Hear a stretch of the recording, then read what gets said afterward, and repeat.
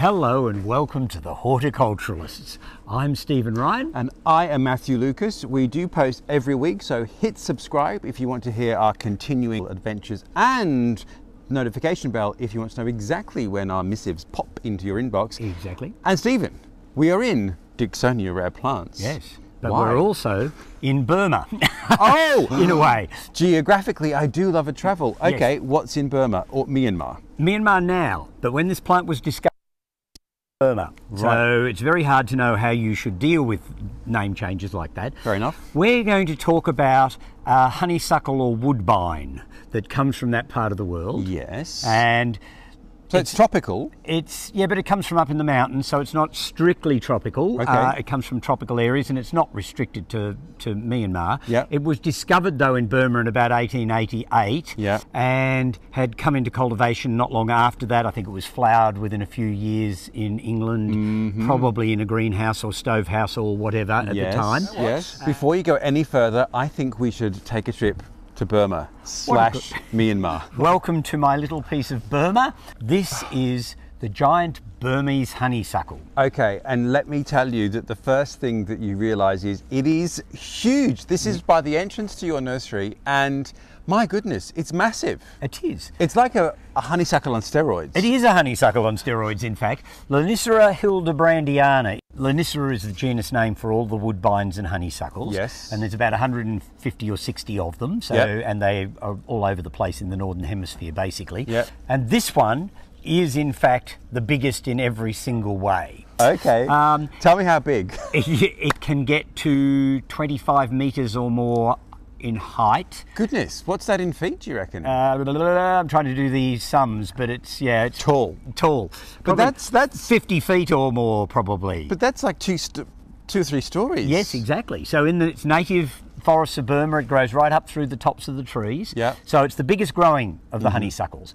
It has the biggest flower, which are stunning. Extraordinary. Yeah. So in the old measurements, probably about 5 inches long. It has the biggest fruit. So it gets quite large berries on it that are probably bigger than the average cherry. It has the biggest leaf in the genus. So it has these big glossy leaves. And I have to say, honeysuckles are not generally renowned for their foliage, but this one actually does give a wonderful tropical effect to the garden. I've never had a self-sown seedling under this one, I might add, ever, and I've had it for years. Well, let's get to propagation because you mentioned that. Let's just go back to some specifics. So, it's not a self-clinger, it's a twiner. It's a twiner. So it will twine up things, so it needs thin enough things to grow up, be it wires or branches or whatever.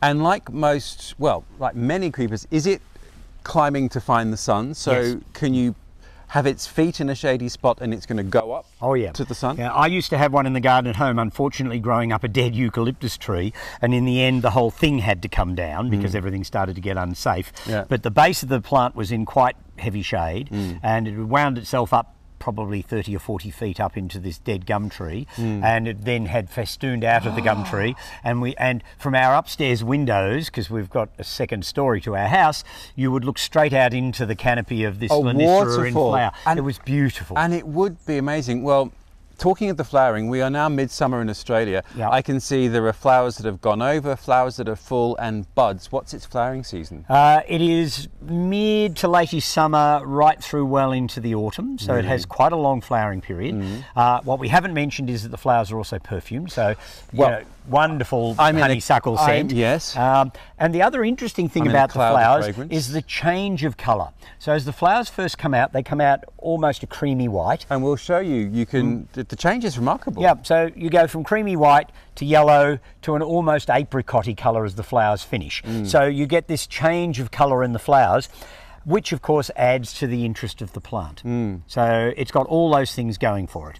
But I did want to just mention a slight weirdness about its name. Yes. Now, it's hildebrandiana. Yeah. And most people spell it with a DT in the middle of it. Hildebrand. Yes, named after a famous German botanist. Right. But That's I have simple. read that this plant was actually named after a British character who was superintendent of the Shan districts way back in the mid-1800s. So the Shan districts are what was Burma? Yes.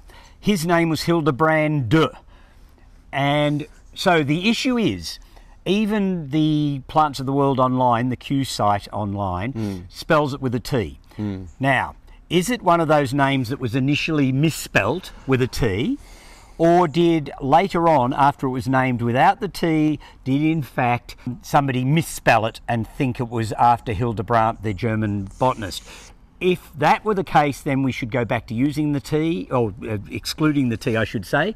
If in fact it was misspelt right at the beginning, then we have to accept the T, because that's how the name was given to the plant. Stephen, I am so glad you got this off your chest. Oh, I've been needing to for years. Are you losing sleep about this? Yeah, I do, oh my regularly. God. You botanists and these names and this agony, I mean, for goodness sake, just change the spelling. Oh, anyway. Yeah, well, it is a quandary, because I don't know the answer to it. Right, but I kind of get it. You know, it's like Budleer, Mr. Budleer, and his name was misspelled now forever, because you can't change the name. It's ridiculous. It is what it is. Oh, Linnaeus, the father of modern taxonomy. Shame on you. Yeah, anyway, let's move on. That's as it may be. But anyhow, so Lonicera hildebrand or brantiana. And the other thing you need to know about this plant is that it's comparatively rare in commerce. Now, I wanted to ask you about that. Obviously, we live for rare and unusual plants, and your nursery is a bastion of such things. But it might be good to explain why some things are, and this is a good case in point of one reason why. Yes, and the reason why is that it's comparatively difficult to propagate.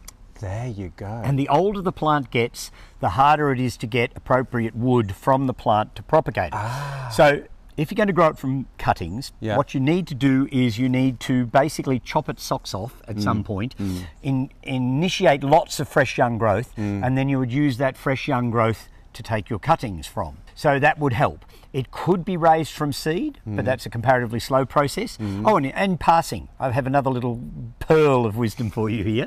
In passing, the seed or berries have flesh around the outside of them, and the flesh tastes exactly like a gin and tonic.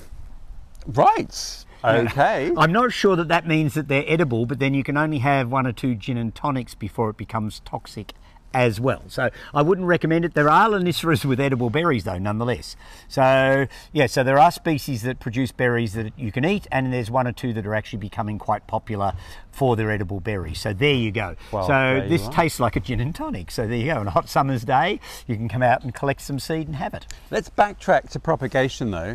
So I'm seeing what looks like new green growth. Yes, but it's flowering wood. Oh, right. So you need non-flowering wood. Yeah, so this has all got flowers and buds in it. So you need new wood that's come up that is juvenile, that's not flowering wood, if you're going to strike them from cuttings easily. And so what's the problem with seeds propagation? It just seems to be a slow process. They don't always produce a lot of seed. The issue with it, of course, is that because it's just that little bit trickier to propagate, so it'll always be somewhat rare in cultivation. And so your average nursery owner is going to say, oh, that's a bit tricky. I know I can sell it, but is it worth the effort? I can always go on to grow something that's really easy to propagate. Wow. So, you know, those plants are all out there. Let's just say it is worth the effort. So let's go and have another look, because we need to talk about its ideal growing conditions. Yes, what a good idea. And you can clearly see here that colour differentiation, the early opening flowers, so creamy, and then these, God, it's an apricot banana yellow. Yeah, and there's some here that are sort of the in-between shade of yellow. Stunning. So the habit, I must say, we said before, a lot of honeysuckles can be a bit scrappy. This is so elegant.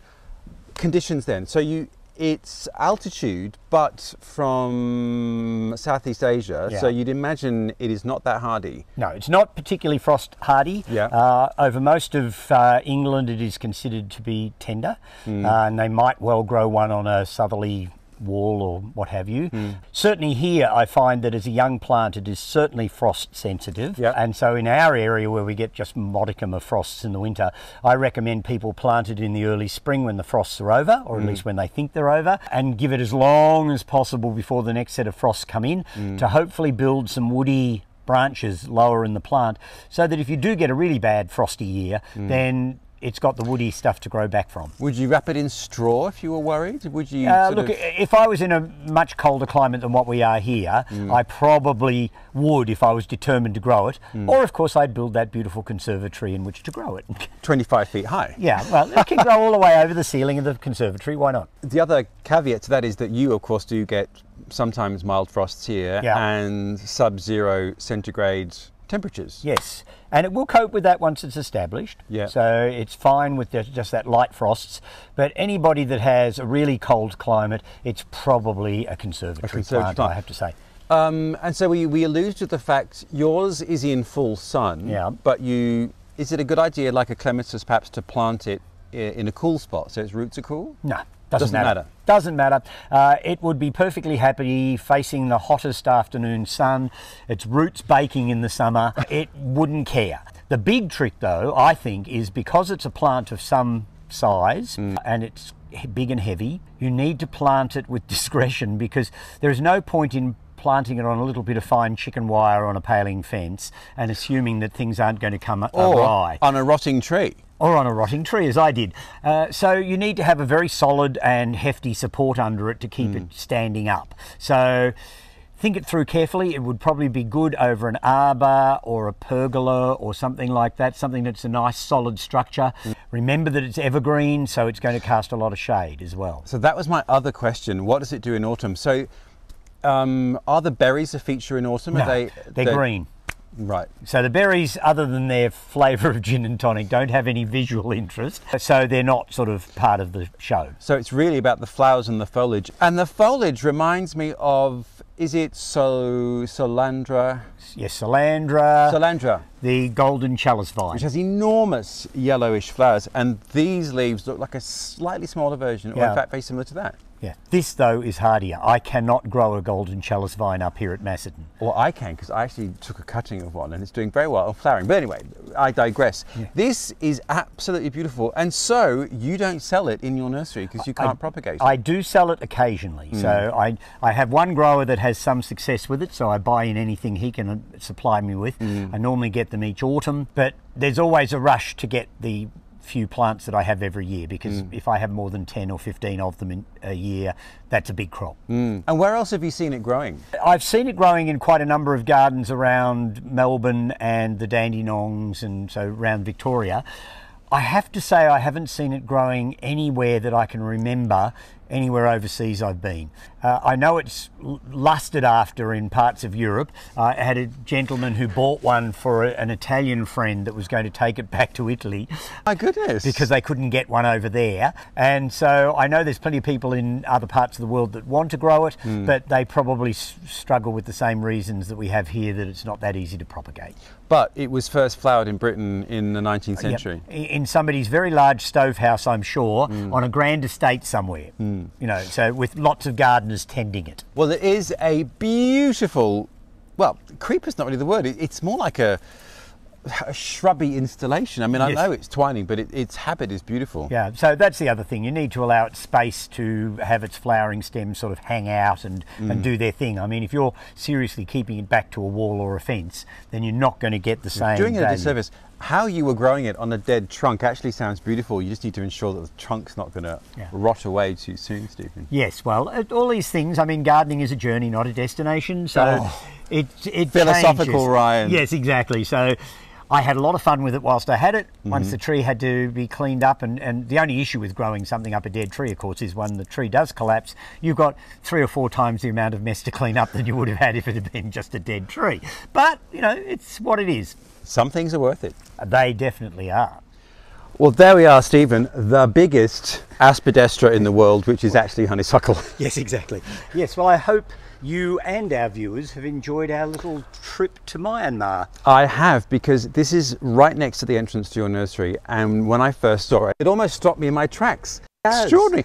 And I hadn't noticed it before because I've never seen it in flower, and the leaves are beautiful, but heavens. They're not the main game. Oh my goodness, it's just like pendulous beauty. Anyway, how, not that we should, can we top that?